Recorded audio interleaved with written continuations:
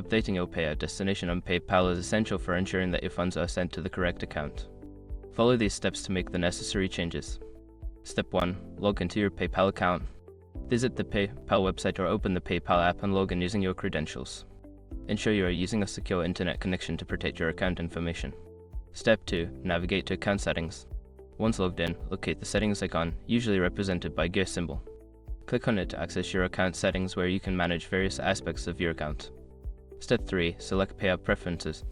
In the Account Settings menu, look for the section labeled Payout Preferences or Payment Preferences. Click on this option to view your current payout destination and other related settings. Step 4. Update your payout destination. In the Payout Preferences section, you will see your current payout destination. Click on the option to edit or change this information. Enter the new payout destination details such as a bank account or another payment method and ensure all information is accurate. Step 5. Save changes.